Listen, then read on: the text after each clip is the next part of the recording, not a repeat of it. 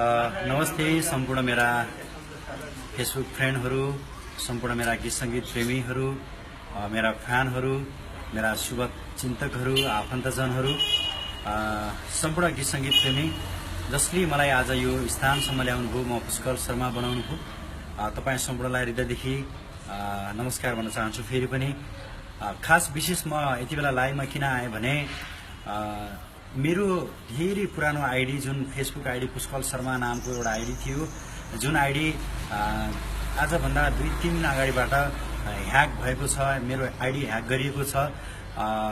हुन त शङ्का कसैमाथि भन्दा पनि मेरो काम कर्तव्यमाथि कसैले गरेको डाहारिस हुन सक्छ भन्ने मैले अन्दाज गरेको छु।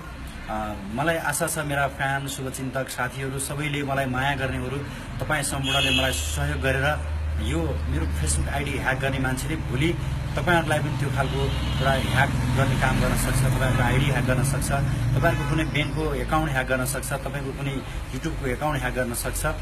यसका लागि म चेतना दिन चाहन्छु, यो सचेत गराउन चाहन्छु।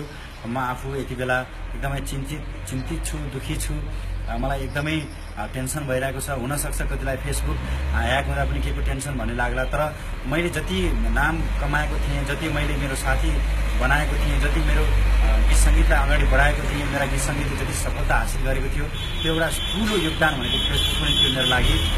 जहाँ धेरै मेरो फलोअरहरू हुनुहुन्थ्यो, 70-80 हजार प्लस हुनुहुन्थ्यो।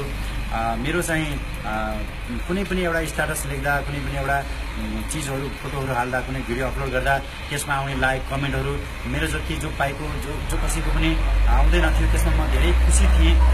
मलाई माया गर्नेहरूको भिड थियो, यो भिडलाई कसैले पनि ब्लक गर्न खोजेको भन्ने देखिन्छ। त्यसले गर्दा सम्पूर्णलाई म एउटा फेरि पनि अनुरोध गर्दछु, यो आइडीलाई हामीले सकेसम्म कोसिस गर्नेछौँ, रिकभर गर्ने कोसिसमा म लागेको छु। तपाईहरुको आफ्नो तर्फबाट पनि यसलाई रिकभर गर्न सकिन्छ, कुनै पुलिस केस गरेर हुन्छ कि तपाईहरुले आफ्नो तर्फबाट मलाई सहयोग गर्नुहुनेछ भन्ने आशा राख्न चाहन्छु। र मैले केही समयको लागि त्यो रिकभर नहुँदासम्म, त्यसलाई नखोल्दासम्म मैले अर्को आइडी पुष्कर शर्मा नामको आइडी बनाएको छु। त्यो आइडीमा धेरै साथीहरू साथी भइसक्नु भएको छ, खोजेर पत्ता लगाएर गर्नुहोला। त्यसमा मेरो 9851104154 नम्बरको मोबाइल नम्बर सेट गरिएको छ। यदि त्यसरी पनि तपाईँहरू खोज्नुभयो भने मेरो आइडी भेट्नुहुनेछ। त्यहाँ धेरै फेक आइडीहरू छन्, अरूसँग साथी नबनिदिनु होला। र जसले यो गलत काम गर्नुभएको छ, तपाईँलाई एकचोटि अन्तिम मेरो रिक्वेस्ट छ, त्यो मेरो आइडी जस्तो थियो पहिला त्यसैमा फर्काइदिनु होला। यदि तपाईँले त्यो काम गलत नै राख्नुभयो भने कुनै दिन पुलिस केस र साइबर क्राइममा म जान बाध्य हुनेछु। धन्यवाद सर।